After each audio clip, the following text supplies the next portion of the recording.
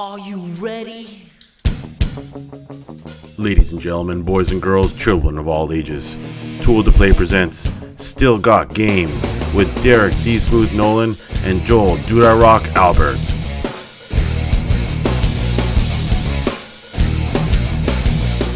If you'd like to sponsor Still Got Game, give us a call at 773-527-2961 or email us at podcast@tooltoplay.com. Hey now, welcome back, ladies and gentlemen, to Still Got Game, episode 377. Still Got Game is the official podcast of tooltoplay.com. I am, as always, Derek D. Smooth Nolan. I am Joel Duda Rock Albert. And I'm Roger Hitman Roken. And Tiff's missing tonight. She's doing some real work. So it's a boys club tonight, guys. That's right, man. And granted, the last episode was just me and Tiff. So we have yet. Hey, I was on too. Hit pointed this out. Yeah. Oh yeah, and Hit was on too. But Hit pointed out last week that we have still since yet we switched the format. You're still. All four of us have not been on. Oh, really? Yes. It's really sad. That's what I Always said. on the sunset. That's what I said. That's pretty sad. Hit is consistent. Hit is always here. That is the No, sometimes he's not, but it is rare that he's not. yeah. Which is why I left him off my list for last week, because Hit is all. Usually, if Hit can't make it, I'm like, we'll The just wait. show's over. Yeah, Yeah. we all just pack up our shit and do something else. Why does it sound like you just took a bunch of nitrous? Your voice is so deep right now. Me? Yeah, I don't know. that's crazy. Doing some whippets. Every day. Now I can't hear him at all. Yeah, you're. Wow. Oh, Did it cut out? Yeah. it's good now. Now you're back. It's good now. Weird. Yeah. It's got to be this mic because it wasn't. This is what you sound like. It's got to be this mic. I don't know. Should I just switch to this one then? You do whatever you want. No. Leave it. No, I'll leave it. Leave it. I think this is Yeah. awesome. Yeah, it's kind of cool when you talk super Yeah. deep like that. No, okay. Yeah, it's kind of cool. It's like you hit a second puberty. Let's do this podcast. All right. Well, we are back. It's episode 377. If you're in chat right now, you want to talk about something, post it in there. Otherwise, we're just going to roll along with the show and do it like we usually do. So we'll hop right into the mailbag and voicemails and feedback and questions and whatever we're calling this now. And remember, if you want to leave us a voicemail, it will cut you off after a minute. Reggie Regina comments, your PAX East episode was great. I love hearing about events since life and kids always prevent me from going, so I live vicariously through you all. It was also nice having Electrify back on the show. Strong female voices on gaming shows are few and far between. Yeah, they're few and far between tonight. Well, believe it or not, 5 years ago there were a few. No. It's true. Nice to see. Yeah, there's a lot more of that going on nowadays than there was 5-6 years ago. So yeah, I'm sure Tiff appreciates that. So. Yes, I will make sure she sees your comment, even though she's not on the show tonight and not representing as you would like. But yeah, we do that with PAX episodes. We do that with E3 episodes. We try to literally present the event that we attended in almost the order we attended it and try to share as much information as we can. So we do the best we can. That's true. Damn straight. That's true. Yeah. Oh, you sound much better, Jay. Yeah, I just switched it because whatever this mic is dying apparently. So All right. Next up, Mike Dominator comments. I was at PAX East too, but didn't run into you. What's the best way to find you guys? Also, how do you get into all these parties?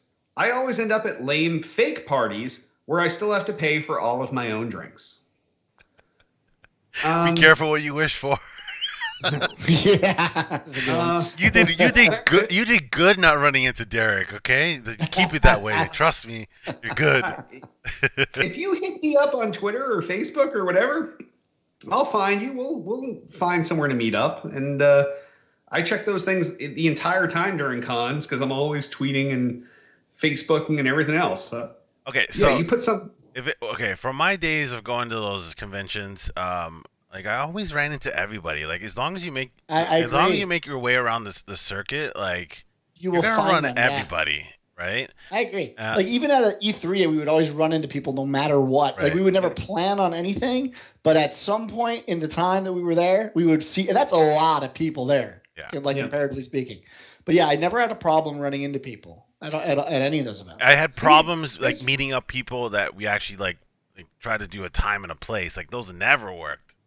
And also I was gonna ask like how's the internet and stuff like that now? Like back then, like it was not usable. Oh, now the Wi-Fi at the convention center, at least at PAX East, is awesome now. Okay. Everybody's on it and it works beautifully. It's how a convention should be. Right. Yeah. Yeah. To the point where I even made Wi-Fi calls on their Wi-Fi access point. And it worked fine, and people heard me perfectly and whatever. So yeah, that's rare. So that's good. But I actually, there was 5 or 6 people I did not run into that I knew were at the con, including Styles. Yeah, Styles said he's looking all over for you. Yeah. And he was in one location. I know. He was in a location. He never moved. Every time I went to his location, they're like, right now he's in the, what did they call it? They didn't call it a booth, but they called it something. A pod. Yeah. The pods, He's in the pod. You should try back in a half hour. Then I come back and they're like, oh yeah, he's done, but he's not in the booth right now. And I was like, okay, I'll try again. I literally dropped by that Microsoft booth over the 4 days, because they upped it to 4 days this year, maybe 15 to 20 times. And he was either always in a pod or not in the booth. So I don't know. And there was like I said, 4 or 5 other people that I didn't run into. Someone I ran to Allie Baker on the very last day. Oh, nice. So yeah, it's really tough to make sure you run into everyone, but for me though, I'm always checking my Twitter. So if you give me a mention, I will come find you and we will hang out. As far as the parties go, most of PAX East goes to the, what did you call them? Lame fake parties. Yeah, that's where most people go after the show is over, and they pay for their own drinks and they just hang out with other people from the convention. The real parties are tougher to get invites to, and I don't have any suggestions for you unless you want to start your own. Yeah, be active in the gaming community. That's the answer. Is the same thing it's always been. Do this thing for 16 to 20 years like we have, and eventually you meet people. Yes. And the thing is, you can't just do it one year, because the people change so often. One thing that Derek and I have learned is every single year it's a whole new group of people. So if you feel like you get in good with some guy, that guy's probably going to leave and go to a different company, or leave and go to a different industry, and he's gone. So now you got to find another guy. So it's really just you have to be a part of the community, be a voice in the community, find other people that are in the community with you, and eventually it'll just sort of happen. But that's the only way. Yeah, this industry has so much churn. Like this morning, I started sending my emails for E3, trying to book appointments and press conferences and everything else. And so far, 3 of the emails I sent got bounced with, that's no longer a person here. And it's just the way the industry is. But yeah, if you want to come to the cool kid parties, do cool kid stuff, and you will be taken care of. I promise. But if you just want to talk to me, just tweet me up while you're there, and I will find you, and we'll hang out or do something. We'll go get a drink at the bar. We'll go to, if it's PAX East, we'll go to MJ O'Connor's. They know me by name there. So, yeah, we'll have a good time. All right. Flippant comments. Thanks for the episode. It had been way too long since the last episode. That's like a normal, that's what every episode we get a comment like. Yeah. Although this one, the use of the word episode twice, it doesn't read well. Thanks for the episode. It had been way too long since the last episode. Like since the last one. Yeah, the last one would have been a better way to write that sentence. Not that we're picking on you, Flippant, because it's good that you waited for this episode. And now we don't want to be flippant about it. No. Oh, ding! I see what you did there. Yeah, that was easy. Yep. All right, and the high point of the comments and feedback. Altius asks. Altius Quarter. Yes, Altius Quarter. Thanks, Ed. Yes. Are any or all of you going to E3 this year? Do you have any early predictions? Well, you are, right? Yeah, Tiff and I are going to E3. We already have our accommodations. We have our flights. We have our invite to Packers party. So nice. That's all that matters, really. Yeah, it's the only reason when it comes down to it. Yes. There's a point where we thought we weren't going, and I was trying to figure out how much it would cost to fly in that day, go to Packers party, and then take a red eye back at night. And really, it was pretty reasonable. A couple $100. Yeah, a couple $100. If you don't need a hotel or anything else, you just fly in. Just go in, hang out, then leave. You know what? It might be worth it. I think I would do that. So I think this year when you were asking if I was going to go, I think this is the year I finally decided I don't think I'm ever going to go to one again. I don't have it in me anymore as much as I used to. I might, if I ever go do the circuit again, it would be a PAX, but it would be Boston specifically. But I don't think I'm ever going to do the LA E3s anymore. But that's sad. It's a little sad, but I mean when you were telling me to put in my credentials, I really half-assed it. I didn't even wait for the email, and I was like, I just don't want to do. It's a lot of people don't understand. It's a lot of work, and honestly, I'm just really lazy now, and I would like to have my summer vacations be somewhere less. Well, that's what Tiff said too. So Tiff has requested an every other year E3 appearance, and she has requested that one of the days of E3 she has no appointments, so that she can just take it like a vacation day.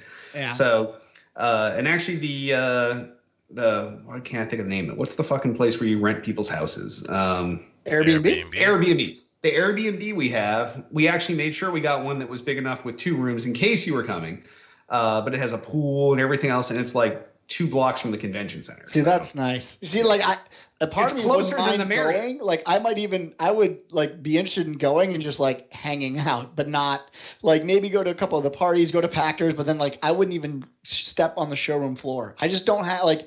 There's that the news now, and we've talked about this in the past, but it used to be you'd go to E3 and you would like learn something before anyone else did and stuff, and the event was amazing, and obviously the parties are fun too, but a lot of it was just the event itself. Now the event itself is not, for me at least, every year, I just don't. You lose more from the show floor. Yes, and everybody's doing their own things. Right, and it's more bifurcated. There's people that are spreading out. You don't get as like.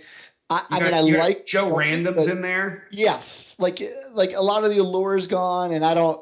Again, it's probably coming from a person that's been to like I don't know 10 or so. I feel like my time is like I'll let other people do their thing and have fun, but I don't. The showroom floor stuff doesn't get to me anymore in like a good way. I just don't care. But yeah, a lot of like just meeting the people, hanging out, that stuff I like. The but press you events really gotta work when you press go. events are still good. Those are fun. I see. Even those, I'm not.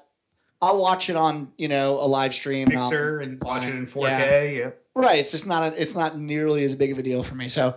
I think it's my last year was a few years ago. I think I'm probably done. But PAX I'll do. I know. It's my hope is that if I come out if I come out for PAX, then it's fun. Like what I would like to do is like bring my wife and then like spend the week there, and like she doesn't have to go to those things, but she might want to hang out. She likes Boston, so like it'd be a reason to go, and like you said, more of a vacation than a thing. Like go to the showroom floor, hang out, see Styles and all those other guys, and like that's it. Like that's fun to me. So with PAX East being 4 days this year, it was so easy to. But you could chill. You could. That was the whole thing. It was like I booked 2 appointments a day because PAX East is not my appointment show. That's E3. So I booked 2 appointments a day, 1 in the morning and 1 in the afternoon, and literally my day was planned around. All right, the show floor opens at 10. I'm going to go in for 1 appointment at 10:30, and then I'm leaving the show floor at 11 to go to eat fucking lunch and have some drinks at 11:30. Right. 11:30. I'm back out there at 12:30. My next appointment's at 1:30, and then after that, I can either stay, I can go, I can do what I want. I walk the show floor, and starting on Thursday this year was nice. This is the first year at PAX East where you could actually walk the entire show floor on that first day, and you weren't shoulder to shoulder. Because kids are still in school. Like it's one thing for kids to blow off a Friday, but to blow off a Thursday is kind of rough, right? It's a little extreme. So the show floor was basically walkable that day, and you could figure out where everything else you want to see for the rest of the weekend was, and then the rest of the weekend you go in the morning and you make a beeline to the things you saw. So it was nice. Yeah, I like it. Yeah, you should come out for that. All right. Well, if any of you have awesome feedback like Reggie Regina, Mike Dominator, Flippant, or Altius, give us a call, 773-527-2961, or email us at podcast@tooltoplay.com. You can also comment on this episode's thread on the Tool to Play homepage. So, what's everyone playing this week? Well, I got God of War. So I actually started playing that, and just Hit and I were talking before the show started, and really it was because it's got 10 out of 10s like everywhere, and I just try not to skip a 10 out of 10 game, even if I just buy it and don't play it, like Horizons, which was like high 9s. I bought that game. I got about halfway through. Again, amazing games. I'm just not a single person type of game player, but when it is a 10 out of 10, I usually just buy it. So I've been playing that. It's actually story-wise right away hooks you in, so that's good. I could see myself completing it, but it's going to take a long time. But given it's a first player deal, it's kind of big for me. So playing more Fortnite now than I am PUBG, which is kind of interesting. I've been sort of PUBG Fortnite fighting internally, but I'm playing a lot more Fortnite. PUBG is shoddy. Yeah. Well, I never not realized that. Part of playing PUBG is the bugs. You realize it. It's still, I think, superior in terms of a battle royale game. But I've also been playing. I put like 1,000+ hours into the game, so now I'm just looking for other shit to do. Yeah. I mean, I think once PUBG gets this new map Savage out and some of the other things, they'll be in a good spot again. But yeah, it's just that I've played so much of it, so I'm just playing more Fortnite now. Yes. What about you? What are you playing? Well, I'm doing Sea of Thieves, like always. I did play some Fortnite a couple of weeks back during our time since we had a show. I played some Fortnite. Every day I still play HQ. And one of these days I'm pulling down Radical Heights because I've heard good stuff about it. That's Cliffy B's new. It's terrible. Have you tried it? Yeah, it's a horrible game. You could see that the game first of all, they're just jumping on the BR bandwagon, which I understand everyone should. They're making this tons year, of money. I don't be surprised at E3. Oh, I can't wait. I cannot wait to see how many. It's already started. Our E3 predictions is battle royales from everyone. Yes. Everyone, yeah. But I mean, you could see the potential, but there's nothing in the game that is like so. The thing with Fortnite that made it like, yes, it was a cop. They definitely copied PUBG. No one disputes that. Yeah. They even said in their original post, like, we all played it internally and we thought it was so much fun, so we decided to put it into our game. But the building is what makes Fortnite so different. So PUBG and Fortnite, in my opinion, there's the skill level between one and the other completely separate. Completely. Like you have to be an awesome builder or you have to be great at FPS. That's the difference. You have Bloom in Fortnite, so accuracy doesn't really matter. Like, all those differences make Fortnite different enough to be a different game. Heights is like trying to combine PUBG and Fortnite, no building, but like shitty shooting of Fortnite with the, I don't know, cartooniness and non-realisticness of Fortnite, but then like in a PUBG setting. It does not work for me, and it is really badly built. What about that earning money and then banking it and then using it the next game to buy weapons? Yeah, but it's like not different enough. Like, even in Fortnite, you can collect resources and go turn those in for guns, which really is kind of the same thing. But I mean, yeah, maybe it's like mildly different, but it's like the game itself. Like, download it and play it, and you'll see. People shit on PUBG. This game literally is like a Commodore 64 game. It is so badly done. The controls are so terrible. The animations are awful. The graphics are just shit. It is technically a terrible game. They whipped it out in no time after. I know, and you could tell. And you could tell. Yeah. Like, what about you, Hit? What do I think about this battle royale shit? What have you been playing? What have you been playing? We know what you're playing. Yeah, like I only been playing Sea of Thieves. Like, I won't deny it. It's the only thing I've been playing. I did get, like I was saying with Duty before the show, I did get God of War. I only played like 10 minutes, like not even. But that looks great, and I'm gonna start playing that. I'm gonna be playing more PS4 games. It looks like, because I'm also gonna be playing what's the other game that's coming out? Oh man, it's stumping me right now. What type of game? Detroit 2 Human. That's gonna be coming out soon too. Yeah. Tiff played that at PAX East, and it I've heard good things. Amazing. Yeah. I've heard good things. So yeah, just basically Sea of Thieves, barely HQ, like the Rock episode, the De Niro episode. The Rock episode was awesome. Come on. Yeah, the Rock one was like, that was the height. That's the problem now. Like, now that they've raised the bar so high, like when they do the 25,000, I'm like, I don't want to do these. Call me when it's like over 100. Like, I don't know. It's free money though. It's not like it's like hurting you to play. It takes literally 13 seconds. Yeah, but now it just seems like more people are winning, and like you're seeing a lot. The other day, a while back, they dumbed down the questions. 89 cents was a payout. $0.89. Wow. Like I was like, are you fucking Out of kidding me? $5,000. Yes. Yeah. I saw bullshit. the same thing. I don't know. I made it to question 11 the other day, so it's insane. I like how they Have had. any of you won? I don't play, so I don't know. No, I have not yet got a win. But I like how they have the friends listing now, though. That's kind of cool. But yeah. oh yeah, What does that do? I gotta add you to my friends list. Yeah. I Does it give you forgot anything they had- to do? No, friends? but it just lets you see how your friends Yeah, did, who else which is is nice. Oh, that's cool. Who else That's is in the cool. game with you? If they're out or they're in, you can see their That's stats. Yeah, Yeah. it's kind of basic, Yeah. but it's kind of cool. Yeah, I gotta add you after the show hits. Yeah, yeah. I keep needing to do that, and then I always think of it during the show, and then when it's over, I'm like, "Fuck this thing," and I slide it off my phone, and then I completely forget to go back and do it. Because you're so pissed once you're finally out. Yeah. I used to watch all the way to the end, and now I'm just I like, never "Fuck." have. Yeah, now I as just soon as close I it. missed the question, I'm like, okay. I'm out. Yeah. I think I've only played 3 or 4 times. I don't know. It's a great. I still think the idea is brilliant, but Yeah. how long it'll sustain, I'm not really quite Well, sure. now that they got advertisers coming in, now it's self-sustaining. It's not like No, there's a I mean reason why they like used to give out public. super I mean cookies. public interest. Like I wonder if it'll. It's like sort of in a fad state right now where everyone's playing because everyone sort of heard about it. I mean, I guess if they keep raising the stakes and they keep getting more money, then it'll automatically attract people. I don't know, but it's For a kid playing to win $10 is Yeah. fucking huge Yeah. for a kid. Yeah. I agree with that. Yeah. All right. Well, I guess on that, why don't we hop on over the new releases? There's only one new release out this week. You can pronounce it as you like. It's either the Nintendo Labo or the Nintendo Labo. But we all Labo. agree. We all agree it's Nintendo Lamo, correct? Yes. Yes.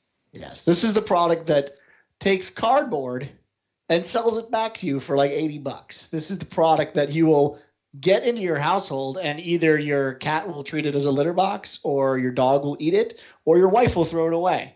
Either way, you're buying something that is more disposable than anything else you could possibly buy for way too much money. Yeah. It's. I remember when it was announced, and we talked about this, and The mass confusion yeah, from none everyone. of us were balls deep in it then, and I feel like we're not even giving it the tip right now. Not even the tip. No, it's an interesting. Here's the thing: Nintendo constantly comes up with amazing concepts. Even this concept it's out there. It's crazy. It's out of the box. It's like it literally. It is a box. I mean, part of me is like the fact that a guy thought of this. This is like Hitman being stoned on a Friday night and saying, "What if we just sold him cardboard?" And then the difference is, instead of someone saying, "Hit, you're out of your fucking mind," they're like, "That's brilliant. Let's Market it. do it. Let's do it tomorrow." And then they just did it. So I give them the credit that it's ballsy, it's crazy, and from what I can see, it's selling. So people are actually buying it. I don't know if it's selling insanely, but A lot of there's my friends definitely have it. a lot of people that I know have bought it or are interested in buying it. You'll probably see a good surge in Christmas of next year. So I think like as nuts as it is and as weird as it is, I just don't know who the product's for, right? Because the one thing you mentioned before the show, Derek, which I think is the most poignant, is kids don't treat toys very well now. Like plastic Toys hard made of toys plastic and that they metal, can't yes, yeah. that they can't break, but they will find a way to break. And to give them like cardboard and be like, okay, it's really delicate, and then like that's who it's for, and yet that's not a good product for that age group. So, like I don't know a lot of adults. There's a few, but I don't know a lot that are buying this for themselves, right? I don't know. They usually have kids or so it's weird to me. Everyone that I see using this thing looks absolutely ridiculous. Like it looks ridiculous. Are they doing the robot one where they're Like the wearing it? robot one, Yeah. the fishing one, like everything you look like a moron when you use that thing. Like it almost would have been better if they just sold you like the plastic attachment Yeah. as cheap as they could, but like Like the I don't know. Dreamcast fishing controller. yeah, like Yeah. and I know that would be more I expensive. own that get it. thing, and I played that fishing game maybe once, but I had the fucking Dreamcast fishing controller. Come on. Yeah. Right. Like I just don't know that like there's enough use cases for all the things you're buying, and so it's like the whole thing just feels like really shallow. But if it sells, then I can't really fault Nintendo for doing it, and they seem to be very good at creating things that are insane, and they sell. So maybe we're the idiots here. But the other part is, and the big thing I've heard, like the games that go underneath the actual cardboard are lacking. Like Andrew Webster from The Verge said the games are perhaps the least interesting part of Labo. Like, and that's a problem. Yeah, like the game still has to be there unless you're just enjoying putting together papercraft. And in that case, you can go to like your fucking bookstore or Amazon or whatever, right? And order a papercraft book that you can tear out the pages, pop everything on the dotted lines, and put together papercraft stuff. Which I feel like is what people are getting the most enjoyment out of this, is just putting together the craft, right? Building their project. Yeah. I mean, that's the thing. Is software is always going to be. We said this a billion times now, but software is always the thing that's going to sell any product. So even if your Lamo is fun to put together, eventually the point is to play it on the Switch or play with it on the Switch. And if the game sucks, then you're going to immediately put it down. And like the only thing you're going to get out of it is building it. But then just go to Michael's like crafts and go buy some cardboard and stick some shit together and dress like a robot for Halloween. But you don't really need to spend $80 on a game and some cardboard through Nintendo. So yeah, it's one of those. I mean, again, we could be totally wrong. Could be selling through the roof. It just feels. Yeah, we'll have to wait to see how this thing is actually selling and not just what we see. But at least from what I've seen from my friends that are in the journalism industry, they all have it. Nobody's super loving it. They're using it. People's wives are throwing it out. Things are being broken by their kids. It just does not seem like a product with staying power. I don't know. Yeah, it's a weird one. Yep. All right. Well, it's a super light news week. Normally, we would have a bunch of news stories here, and we would pick some. But we only have one news story, so we're just going to cover it. It's a good one, though. Yeah. So Ashland University, which is a university I'd never heard of in Ohio, they are giving out Fortnite scholarships. And apparently it's not the only esports game that they have scholarships for, which is insane. So Ashland University, it's the first to offer scholarships for Fortnite. Overwatch, right? Overwatch and League of Legends, they also have in their esports landscape in the fall.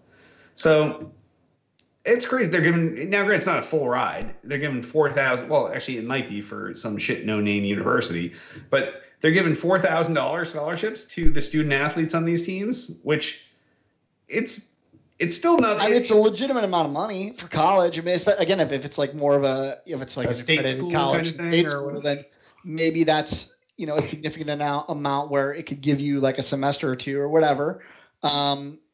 I mean, the thing about this is that I find interesting, especially the Fortnite one, is that there is really no esports scene for Fortnite. That's what I was going to say. Yeah, it doesn't make a lot of sense because right now, so the first competitive Fortnite event happened yesterday or maybe the day before. No, yesterday. Yeah. Or Saturday. Anyway, it was huge. So Ninja put on his own, and anyone who doesn't know Ninja who isn't a part of Twitch, he's pretty much at this point, thebomb.com, the most famous Twitch user. He gets about 130,000 to 200,000 viewers per day sustained over the course of 8 to 9 hours. So it's wildly impressive by any stretch of the imagination. There's really no one that compares with him. So he put on his own Fortnite event in Las Vegas at the brand new arena, the esports arena that was built out there. Brought in his own production team, and they were pulling in about 700,000 viewers sustained for a really long time, for almost 16 hours straight. So they had almost 1 million people, which is the highest viewed Twitch channel now in history, for a very long period of time. And in a way, it proved that this has a potential to become an extremely popular esport. Now, the question is whether it was popular because Ninja did it or if it's sustainable without his presence and actually bringing up like a real esports community around Fortnite. So it's possible. The potential is there. I'll tell you, at PAX East, despite Fortnite being free and everybody having it, it was the most popular game for people waiting in lines and watching at PAX East. Like Facebook Gaming, I know everybody shits on them, but they had a huge booth. My buddy Jay Muse was there playing Fortnite. He played with Melanie Mack and a bunch of other guys. People love to watch other people play Fortnite. Right. They love to play Fortnite, and they love to watch people play Fortnite. Yeah. And people were waiting in line at other booths where they were showing off their PCs, and the game they were showing off on the PCs that they were trying to pitch people on was Fortnite. And people were waiting in lines 30, 45 minutes, an hour. Like, I don't know. The game seems to have something that connects with people, and people love it. And I don't know. But the question is, so back to what the story is, which is that there's a university, if you guys are just tuning in now, giving out scholarships for it. It is still odd because normally, like with Overwatch, we all know there's a full-on league, a real-life league where people are paid a yearly salary, whether they win or lose. They get bonuses for winning. There are teams, there's trading, there's actual arenas that everyone goes to watch these things, to broadcast, et cetera, et cetera. So to have someone offer a scholarship for that, first of all, is amazing because we've never seen this before. So, scholarships to college to learn but also maintain your gaming prowess has never been done before. It just seems odd that like the big bold letters here is Fortnite when there really hasn't been a proven esports, around Fortnite. Yeah. Competitive battle royale is going to be the toughest nut to crack for the simple reason that battle royales by nature are random. You can be great at them for sure, and you have people like Myth and Ninja and Cypher and a bunch of those guys, Crafty and that whole crew. They're amazing at it. They have like 33% win ratios, 40% win ratios. But when you put those guys, all of them against each other, it all goes out the window. They're not playing against a bunch of noobs online anymore. Yeah. Now the randomness is even more hyper-intensified. The first guy to get the shotgun is the guy that wins. The first guy to get enough jellies to go against the guy with the shotgun, he might win. And so it loses a lot of the randomness becomes more predominant.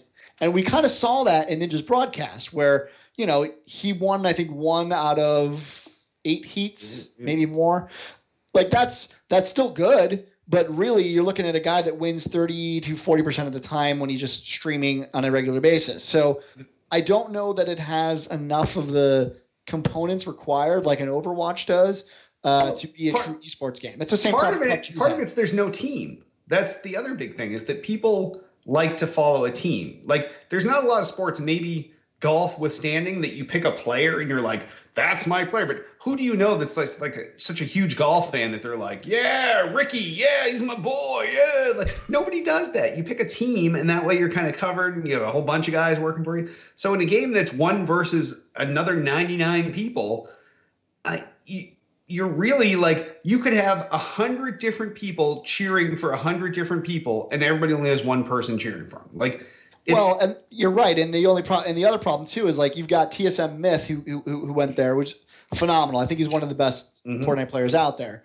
And the problem with that is he gets eliminated, let's say in the first 10 seconds. He didn't, but I think one of the rounds he was like 60. So if he gets eliminated right away, now the guy you're rooting for, that's it. It's over. Yeah. He's been eliminated in the first 13 seconds of the game. And you only had one guy in your you're just sitting on your hands like, okay, now I'm kind of bored. Now they have like TSM and a couple of the other guys. They do have full teams.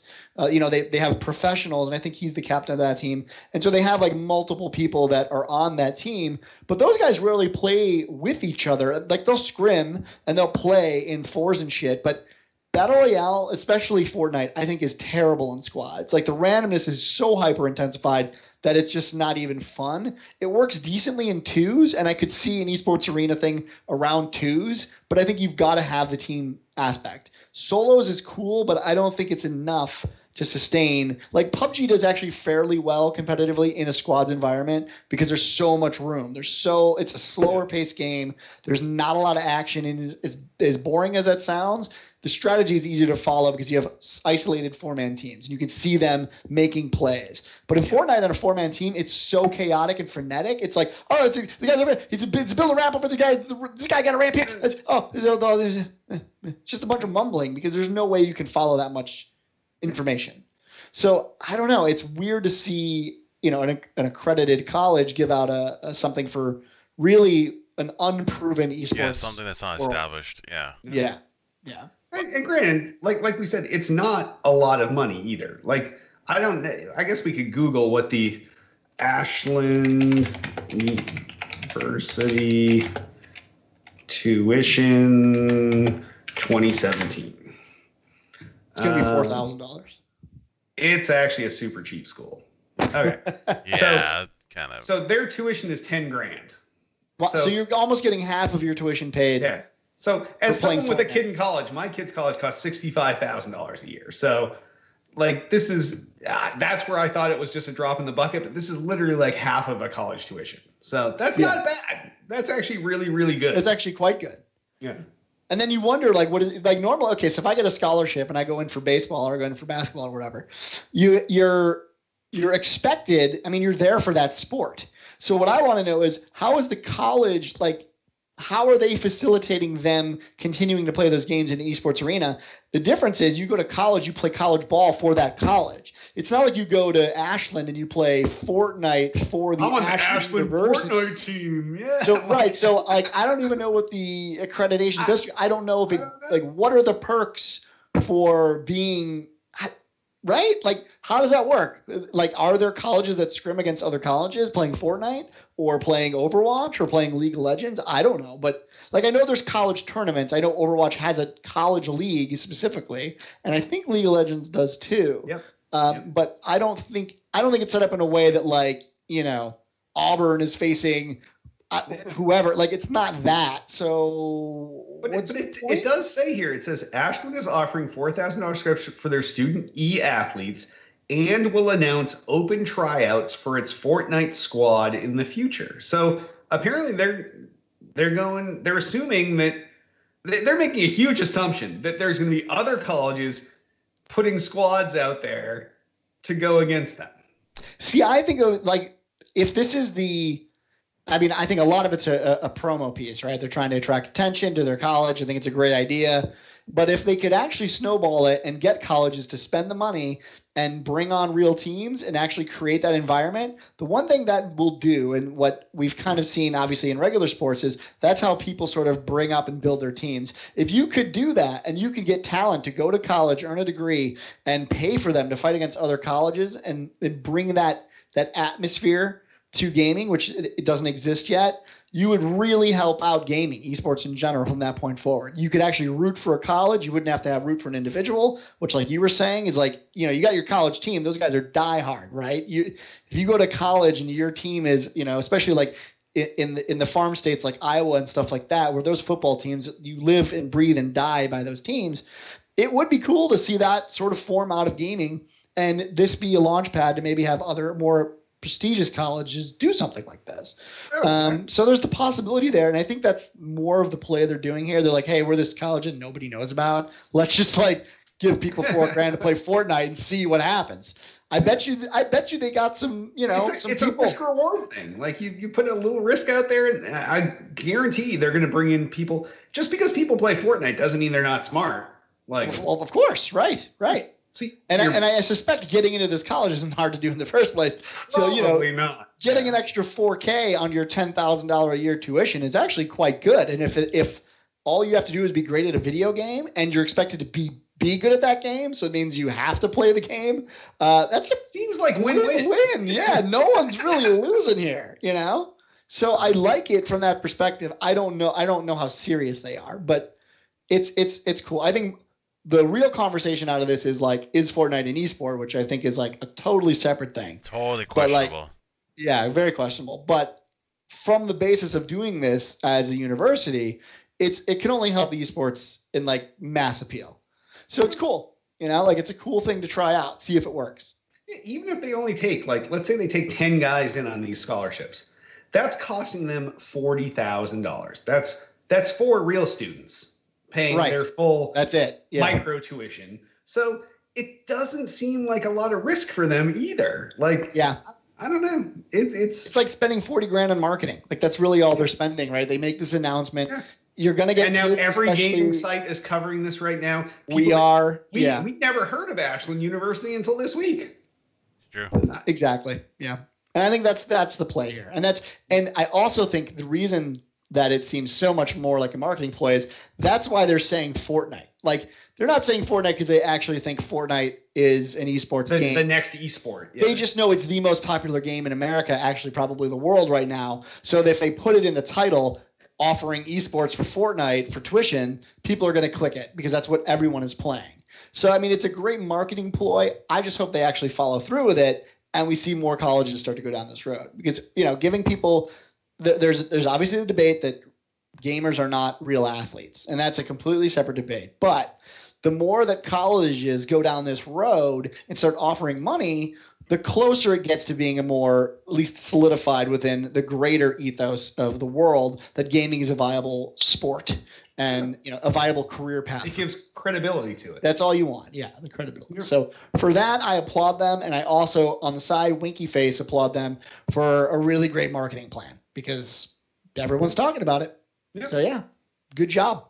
It's dope. Do we hold on before we continue? Do we have any other stories?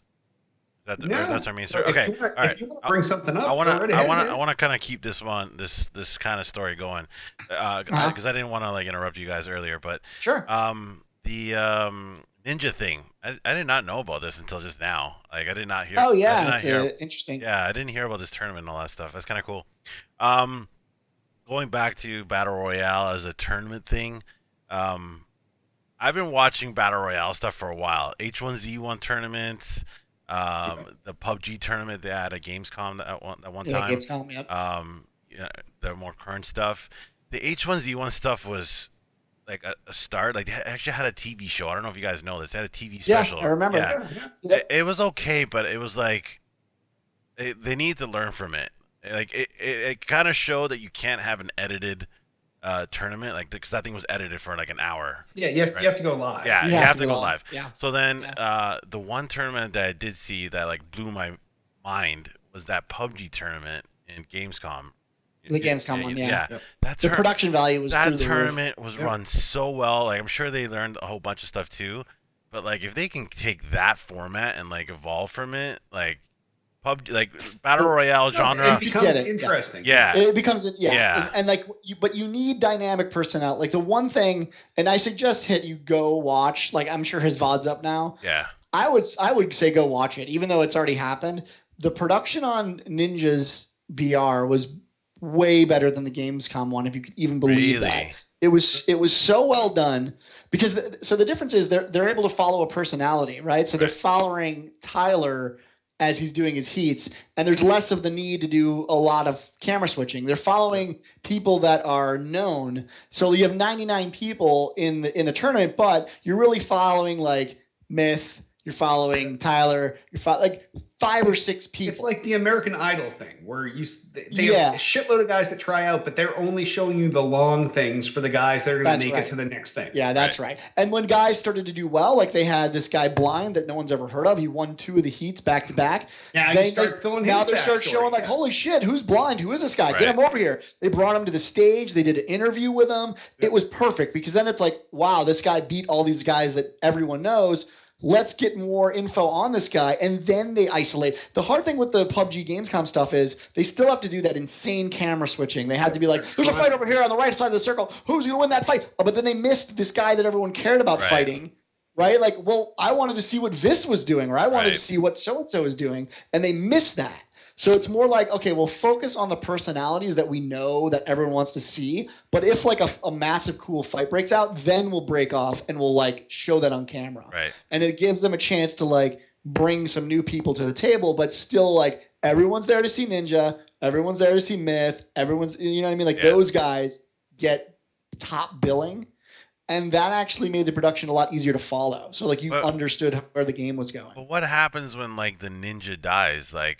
That's what's great. I remember these other guys still. I remember when there was that H1 tournament. Ninja was in that tournament because that's where Ninja came from. He was really good at H1. He won their first tournament. So I was watching his view, and he was out a quarter of the way. Yeah, and I was just all right, well, who the fuck do I watch now? And that's what's so great about Fortnite is the death cam, how it follows the one that killed you. Yeah.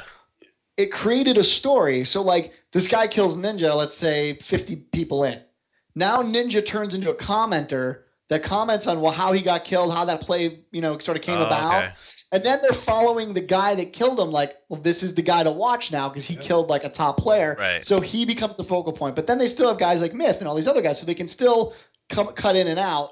but now he becomes a commenter on what's happening or how he got iced. And then it's all about that story. Like, okay, now this guy died from this guy. Let's watch this guy now. Right. And so it just builds and builds and builds until it gets to the top 10 or whatever. And then the top 10 becomes easier to manage because there's only 10 players. So now you can like go in between one guy going, it no longer becomes chaotic. You see where everyone's set up. The gameplay slows down. It's not nearly as frenetic. And it becomes a followable 10 or 1v9 match.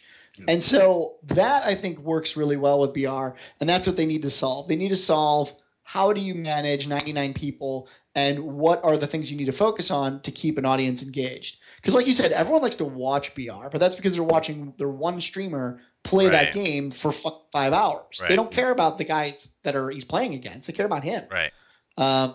So that production kind of did show me that, like, yeah, you could probably do, competitive BR, but you're not going to ever find someone that wins consistently. Like you could tell, like, go watch the heats. One guy won twice blind. He was the only guy.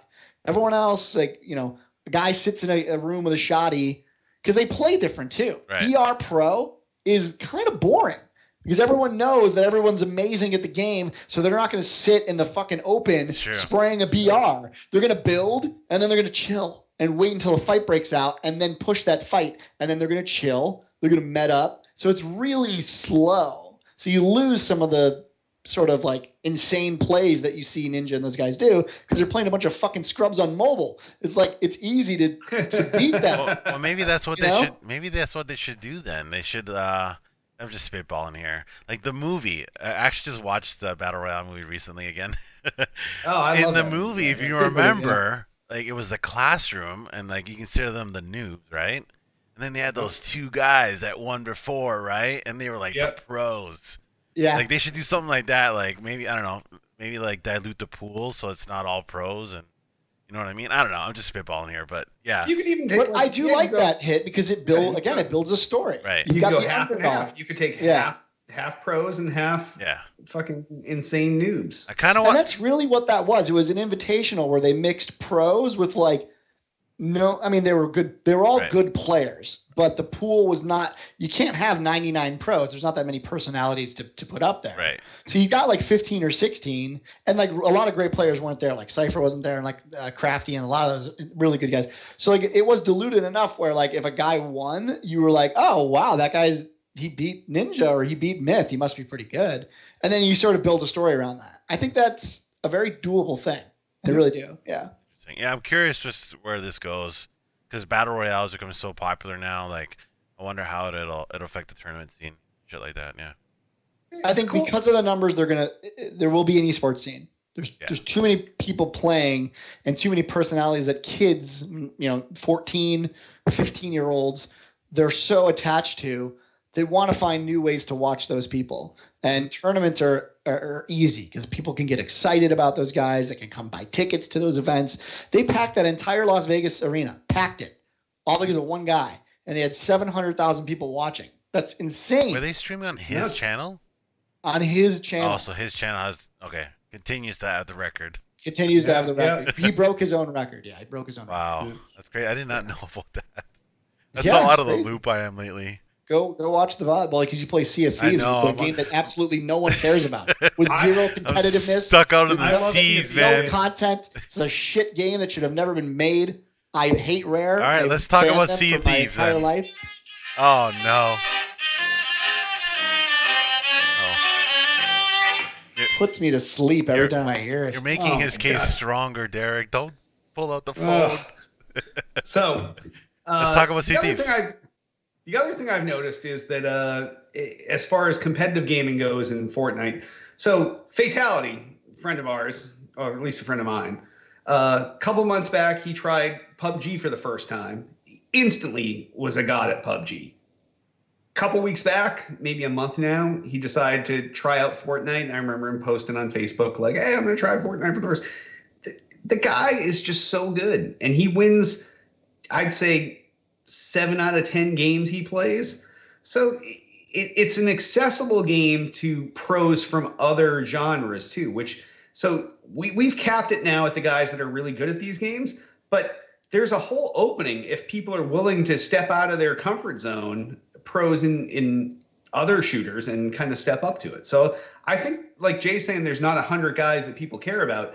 We just need more of the guys to step out of their first person shooter comfort zone and come out and be like, hey, I'll try this out. Hey, I'm actually really good at this.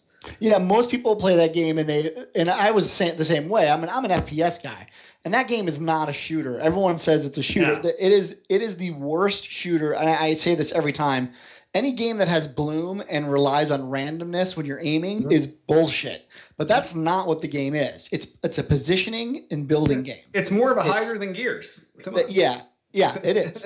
Well, it can be, and that's the thing. It can be extremely aggressive and dynamic, but that's all, again, related to how good the builder is, not how good his shot is. I mean, there's some guns, obviously, with the sniper and stuff like that, and some hit scan on first accuracy shots that make it kind of skill-based, but the skill comes from positioning and building. And that's what I think you're finding pros now start to levitate or gravitate towards, is they're realizing, it's really a strategy game. It's more like, how do I get the build on this guy and get into a position where, because let's be frank, the game is shotguns game. Maybe there's a little bit of AR, but really it's how do I get high ground and build close enough so when I am in the inevitable shotgun battle with this guy, that I'm going to be the one that comes out on top. So like the guns are fairly irrelevant, but it's really positioning, things like impulse grenades, rocket riding, like building ramps and doing insane edits while you build. Those are the things that people watch the game for. Yeah. They don't care about like the sniping headshot as much as like, holy shit, did you see him outbuild that guy? That was insane. They have a tower like 7,000 feet high and they finally win at the very top. Or even better, tower 7,000 feet high, guy jumps all the way down, knocks that tower down, kills him out of the sky. Like those are the things that people like to watch professionally is so impressive, Yep. But yeah. Yeah, that was a good aside there, Hit. I like that discussion. Yeah, it is good. I'm always interested too to see where that the genre goes. Like it's we haven't seen the last of BR, so there's plenty of more. See, games the thing about BR for me is like Call of Duties and the Halos, like the shooters of old. I like to say now, it just relied on like skill. Like it was just like, can you outshoot this guy?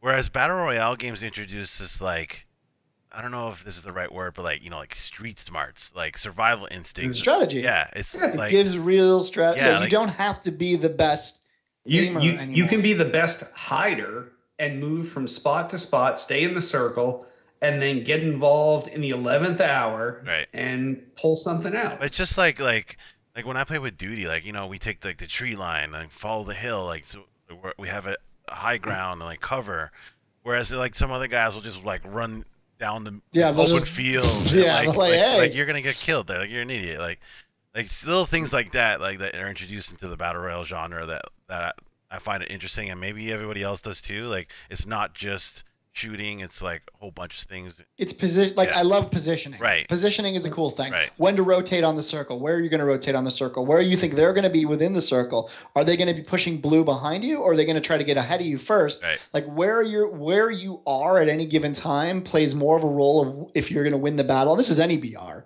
Where you are plays 90% of the role of if you're going to win that engagement versus how good your shot is. Right. There will always be people like Shroud and all those dudes that will literally hip fire fucking Car-9 shots and blow your helmet off.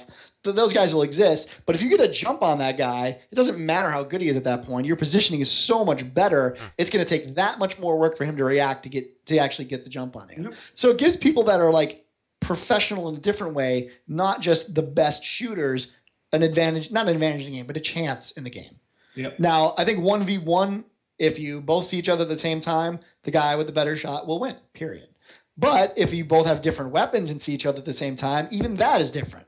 You come at me with an AR, I'm 10 feet from you with a shotty, I will win. That's the way every time. Right. Every time. Right. Unless you're really terrible, but then you're just terrible. It's not, if you're mildly okay, you have an advantage over the guy that's good because you have the right thing during that engagement. So there's a lot there, and I think as much as people are really getting sick of BR, and we're finally starting to see like a little bit of another BR game. Fatigue. Yeah, there's still a ton of room for improvement. I'm telling you, we're going to see it at E3 this year. There's going to be battle royale modes. Well, they've already confirmed Call of Duty, and I saw IGN reported that Battlefield was doing it. So like, yes. Battlefield's the next one Yeah. that can actually take out PUBG. Right. Yeah, for that type of a genre, yeah. Because they have the tech, they have the game. They've got the tech, yeah. And- They already had the biggest games. And they have like one more thing that the other games don't have in their arsenal, which would, I think, change Battle Royale a little bit, is the destructible interactive environments. Like yeah. once you introduce that, like that dimension to it, like wow, like things are. I agree. Yeah. And they have 60 hertz servers, which no one can do. No one right now is doing 60 hertz servers, which if you guys don't understand that, it's the tick rate in which information is sent to the server from the client. If you're ever playing an FPS and you wonder why you're getting desynced or lag or all that shit, generally it's not your connection because the amount of bandwidth it takes to do that is pretty low. It's usually the tick rate of the server. And both PUBG and Fortnite are 20. PUBG is a little unstable, so it's like 8 to 20, whereas Fortnite's solid 20, which is great. But Battlefield, man, they work so hard on their engine that they can do 60 people in one environment at a 60 tick. I think it's actually, someone was saying maybe it's 120, but it's insane. So every gunshot, everything you're doing is way more responsive. The gameplay is far more fluid than Fortnite or PUBG will ever be.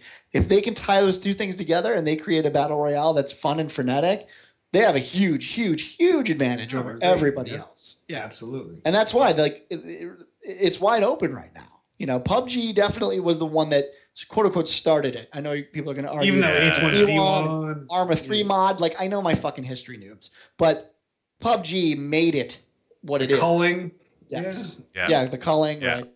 Yeah. And because of that, I think we're only really scratching the surface. So this E3 is going to be super interesting to see what happens to that genre, and hopefully if it cracks the code on getting even further away from standard FPS, because I really do think standard FPSs are done. I don't think, for me, Overwatch is the closest you're going to see to standard FPS in that it is mostly an FPS, but there's dynamics with characters and different abilities, so that brings it far enough away. But I don't think you're going to see a Halo. Everyone's got a BR. You're in a tiny room. You're shooting each other. I think those days are over.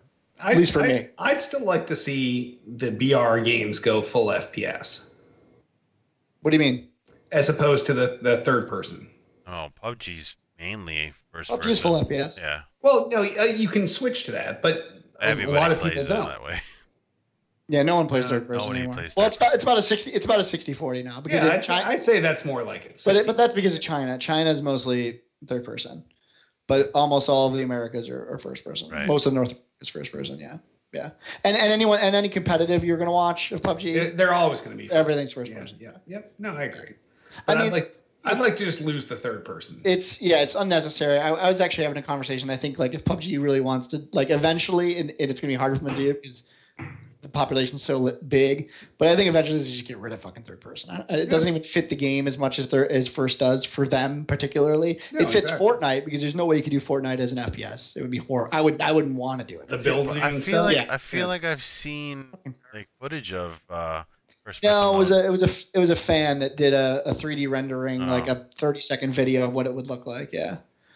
And the idea was that you would come into third person to build, and then when you were done building, You you drop go back first. out to Like, But that doesn't like really help Destiny. because but you would just bring up your build thing and still third person peek because you would have the ability. So it doesn't solve anything, I don't think. But it's an interesting, it could be interesting to try it. But I think There's a lot of space in this genre still that hasn't been explored. Tons. Right. I think is what we're talking about. Tons. Yeah. Anyway. Yeah. All right. Well, if any of stories you want us to talk about next week, give us a call, 773-527-2961. Email us at podcast@tooledplay.com. You can also comment on any of the shit on the Tool to Play homepage. Sponsors. Remember, if we had sponsors and you supported them, it would support us, but we don't. So if you want to sponsor us, 773-527-2961, podcast@tooledplay.com. You tell us what you're selling. We'll tell you what you're going to pay us. We'll sell it. You pay us. Boom. Done. Twitter us up. You can find everything Tool to Play related at twitter.com/Tool to Play. Everything podcast related is at twitter.com/still_got_game. I, king of the internet, got everything that's fucking holy. I'm at twitter.com/Derek Nolan. I'm over at twitter.com/dudeIrock. And I'm over at twitter.com/IsaacsHitman.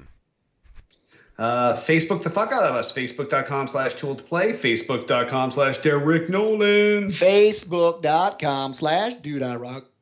Facebook.com/IsaacsHitman. YouTube.com. We have youtube.com/tool2play. Now, before we get into the details Here we go. that is the place to find all of Tool to Play's archive video content. Blah, blah, blah, blah, blah, blah, blah. We put all our shit there, and it gets archived there. Now, somehow, we did not cross the 1,000 subscriber threshold on youtube.com/tool2play.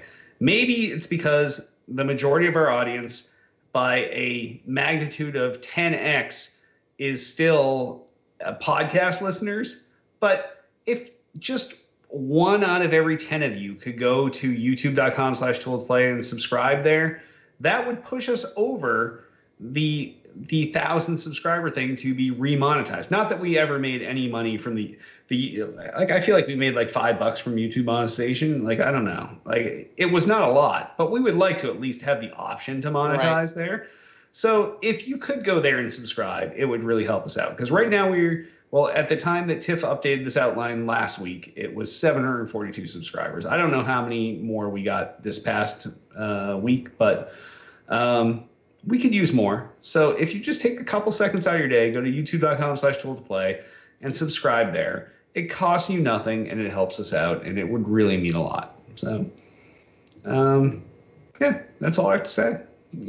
Just throw us a bone. There's so many thousands of you out there. All you have to do is just 1 out of every 10 go and subscribe. Just take 2 seconds out of your day. Maybe you're so old you don't even know what YouTube is, but just type it, youtube.com, search Tool to Play, and just click the subscribe button. It's not that hard. Hold on. Right, Jay? I like to add to this.